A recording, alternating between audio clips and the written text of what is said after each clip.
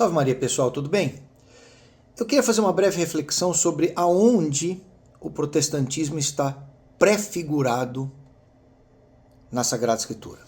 Vamos para o capítulo 6 do Evangelho de São João. Eu vou começar aqui no 6:26. Respondeu Jesus: em verdade vos digo, buscai-me, não porque vistes os milagres, mas porque comestes dos pães e ficastes fartos. Ele está falando com os apóstolos e com os discípulos depois do milagre da multiplicação.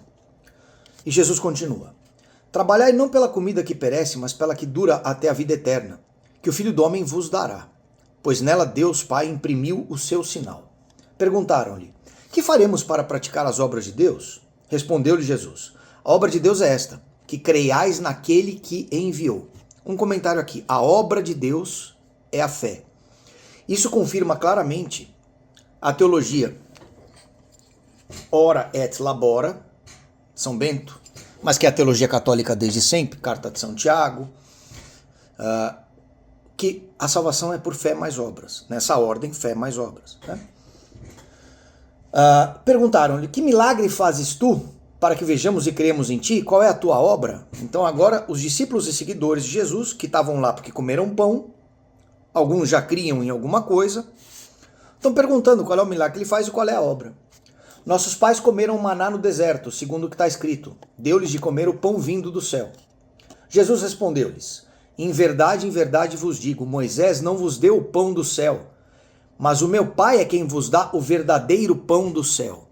Comece a prestar atenção a partir de agora, porque é o discurso do pão da vida, ou seja, a Eucaristia em essência.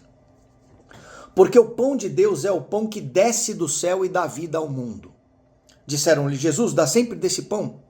Jesus replicou: eu sou o pão da vida. Aquele que vem a mim não terá fome, e aquele que crê em mim jamais terá sede. Mas já vos disse, vós me vedes e não credes. Nós vemos Cristo e não cremos, nós vemos a Eucaristia e achamos que é só pão.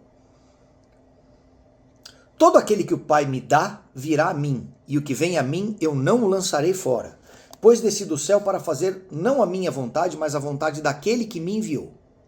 Ora, esta é a vontade daquele que me enviou, Deus Pai, que eu não deixe perecer nenhum daqueles que me deu, mas que os ressuscite no último dia. Esta é a vontade do meu Pai, que todo aquele que vê o Filho e nele crê tenha a vida eterna, e eu ressuscitarei no último dia. Murmuravam então dele os judeus, porque dissera: eu sou o pão que desceu do céu. E perguntavam: porventura não é ele Jesus, filho de José, cujo pai e mãe conhecemos? Como, pois, diz ele: desci do céu? Aqui o materialismo, né? O naturalismo, a visão puramente física, sem metafísica, né? Porque o judaísmo histórico, grande parte dele é muito materialista, muito pragmático, muito presente. É a religião deste mundo, né? Tanto é que os saduceus não acreditavam na vida eterna, enfim. Respondeu-lhe Jesus: não murmureis entre vós. Ninguém pode vir a mim se o Pai que me enviou não o atrair, e eu hei de ressuscitá-lo no último dia. Está escrito nos profetas: todos serão ensinados por Deus. Assim, todo aquele que ouviu o Pai e foi por ele instruído, vem a mim. Não que alguém tenha visto o Pai, pois só aquele que vem de Deus é esse que viu o Pai.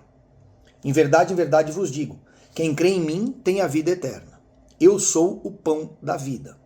Vossos pais no deserto comeram o maná e morreram. Este é o pão que desceu do céu, para que não morra todo aquele que dele comer.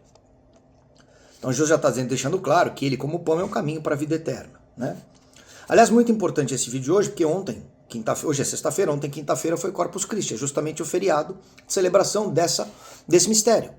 Corpo, sangue, alma e divindade de Jesus nas espécies eucarísticas do pão e do vinho, o corpo e o sangue, né? Mas no pão, no corpo, sangue, alma e divindade; no vinho, no sangue, corpo, sangue, alma e divindade. Tá? Uma gota, microgota, tem tudo, o Cristo inteiro lá. Seguindo, a essas palavras os judeus começaram a discutir, dizendo: como pode este homem dar-nos de comer a sua carne? Aqui começa a Eucaristia. Preste atenção. Então Jesus lhes disse, João 6,53 é fundamental: em verdade vos digo, se não comerdes a carne do Filho e não beberdes o seu sangue, não tereis a vida em vós mesmos.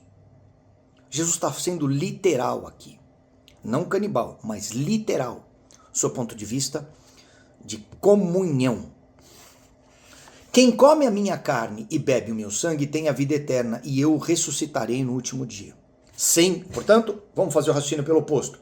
Quem não come a minha carne e não bebe o meu sangue, não será ressuscitado no último dia. Pois a minha carne é verdadeiramente uma comida, e o meu sangue verdadeiramente uma bebida. Olha só o advérbio, verdadeiramente, Cristo que é a verdade. Negar isso é negar Cristo a verdade. Quem come a minha carne e bebe meu sangue permanece em mim e eu nele. Assim como o Pai que me enviou vive e eu vivo pelo Pai, assim também aquele que comer a minha carne viverá por mim. Este é o pão que desceu do céu. Não como o maná que vossos pais comeram e morreram. Quem come deste pão viverá eternamente. Coisa importante aqui. Isso aconteceu antes da instituição da última ceia, claro. Isso aqui é num ano antes, na Páscoa do ano anterior.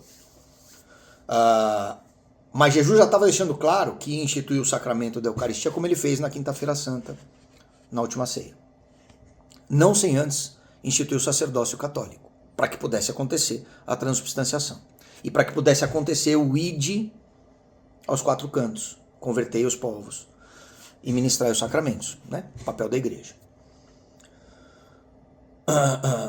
Quem come da minha carne, bebe meu sangue, assim como o Pai enviou, vive pelo Pai, bibibiba. Este é o pão que desceu do céu. Não como o maná que vocês comeram e morreram, quem come desse pão verá eternamente. Tal foi o ensinamento de Jesus na sinagoga de Cafarnaum.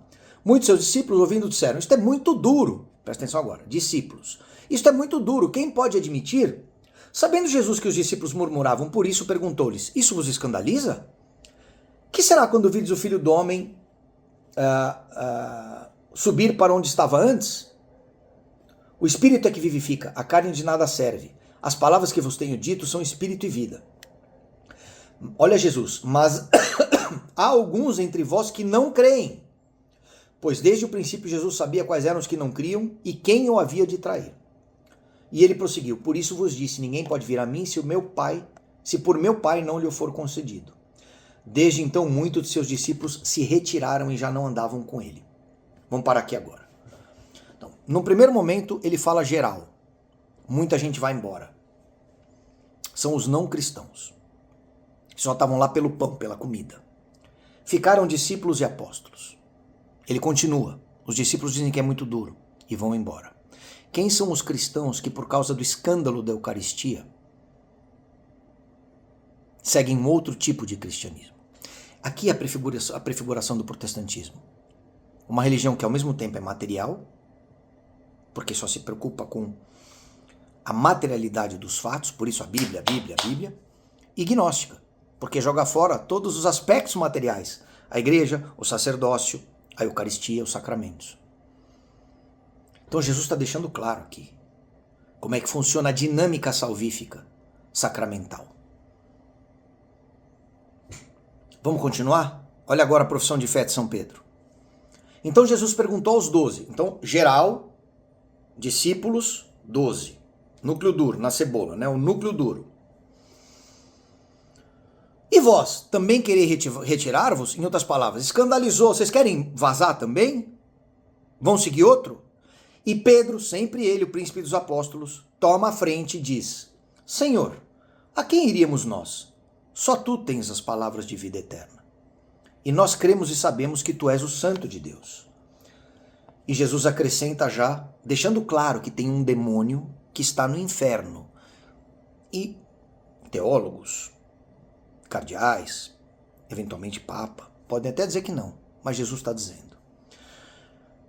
E Jesus acrescentou, não vos escolhi eu todos os 12? Contudo, um de vós é um demônio. E ele se referia a Judas, filho de Simão Iscariotes, porque era quem o havia de entregar, não obstante ser um dos 12. Perceba que Judas teve 1 ano até, de fato, entregar Jesus na Páscoa do ano subsequente. E no coração de Judas, o pecado foi sendo acalentado e fortalecido. Ele podia ter se arrependido ao longo dos 12 meses, podia ter se arrependido na última ceia, podia ter se arrependido na hora que beijou Jesus. Judas teve remorso no final, mas não se arrependeu. Ao contrário de Pedro, que também traiu, mas teve o remorso e o arrependimento. Então, João 653 e João 666, curiosidade 666, deixam claro como é que a dinâmica protestante da perda da fé católica, o que é católico? É de acordo com o todo. Eu perco a fé no todo. e escolho aonde e como eu quero ter fé. Por isso 39 mil denominações protestantes evangélicas, porque cada um escolhe como ter fé, no que quer crer. Por isso a Bíblia serve, porque eu leio do jeito que eu quero. Para nós católicos, uma só fé, um só pastor, um só batismo, um só Senhor. O que significa um só rebanho, o que significa uma única doutrina, por 2000 anos, imutável, depósito da fé. Faz sentido para você? Leia, releia, pense e repense. Fique com Deus.